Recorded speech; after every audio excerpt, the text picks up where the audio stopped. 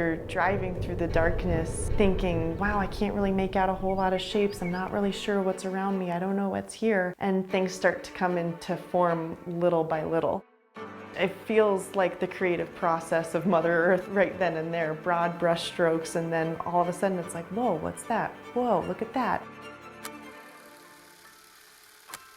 Can you give me your best Long Island impression? Go on, get me a coffee in a black and white. I was born in Long Island, New York. I moved out west about 10 years ago, seeking more connection with nature, and found my way to Colorado a couple of years ago for the first time. These two locales are as different as they possibly could be, and it's just a completely different sense of stimulation. Why is something valuable? I think that that varies for everybody and for everything. But eventually I realized that my why rests in a much quieter place. The San Luis Valley is incredible in the springtime when the cranes are showing up. You can feel it starting to come alive. It's like the winds of change. This place is so incredible for, I feel, the ecological diversity in such a relatively small part of Colorado. I have been an artist for my entire life, just in very different capacities. I started drawing and painting when I was in grade school. I would spend recesses in the art studio because that was my favorite place. I seek inspiration from any moment where I get to step outside of myself and connect with what I feel is the world at large and get a perspective that's different from the confines of my human brain. You can't push your motives on Mother Nature. You have to go with the flow. So I think that that's something that I'm constantly trying to convey through my artwork.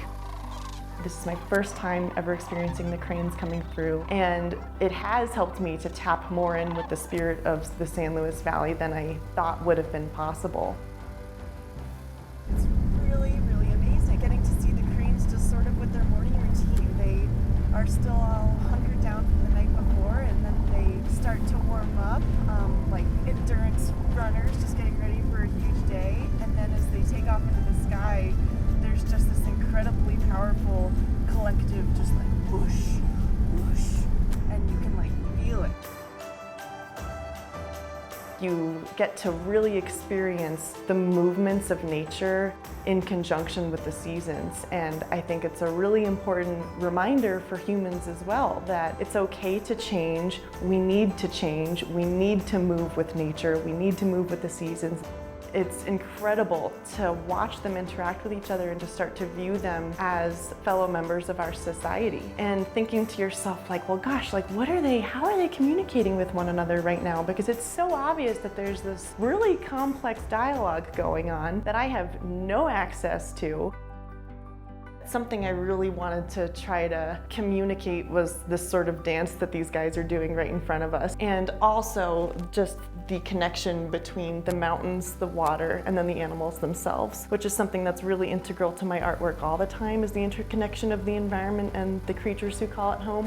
I know that everyone is experiencing art from wherever they are at in life. I know that whenever I create a piece, it's a really emotional process for me, and a lot of the ways that I choose my colors, I'm like, well, if you had to put this feeling into colors, how would you do that? I know that through my brush strokes and through my analogous shapes and forms, I try to direct my viewer's eye through the painting and kind of tell a story that way. And that's definitely like a skill that I'm currently trying to hone and become better at. It's a never-ending process.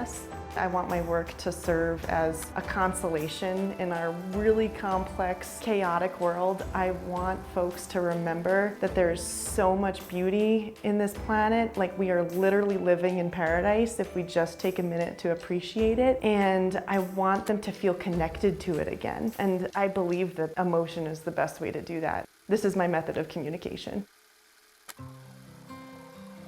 I love that the cranes migration brings folks of so many different walks of life to the valley, and that this is one beautiful natural event that folks can appreciate regardless of where they come from.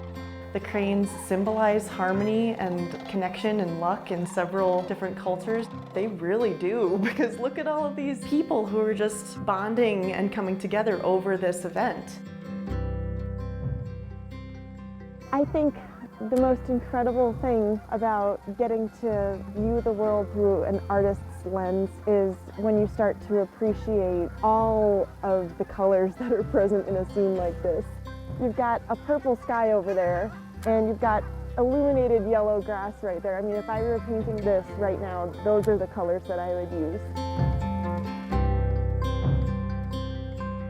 These steel cranes are hung up all throughout the town of Monte Vista during the Monte Vista Crane Festival, and it's really just like this incredible community arts installation. Artists who are professional, high school kids, elementary school kids, everybody can participate, and all of the money that's raised from these charitable artworks are then funded right back into the community. So it's this really like beautiful positive feedback loop.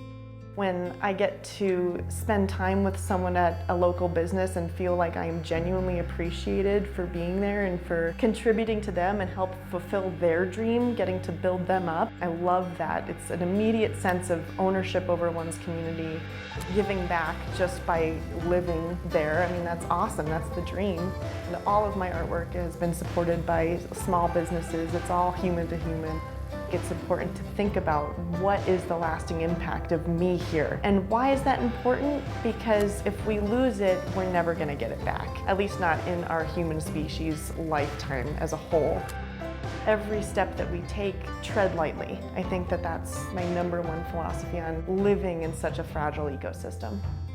Having come from the East Coast, it's so humid there all of the time, and now living at over 8,000 feet above sea level in an extremely arid, dry climate, it is a huge difference, and it definitely reframes your focus on a luxury that, especially as Americans, we just take completely for granted. I mean, you turn on your faucet and there comes water. But out here, it's definitely, it's visible.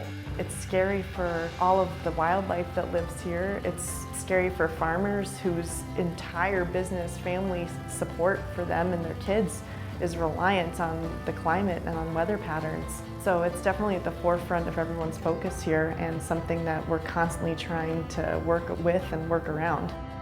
I want people to remember that we are not separate from nature. So I think that that's the best way to feel like a sense of stewardship over a place.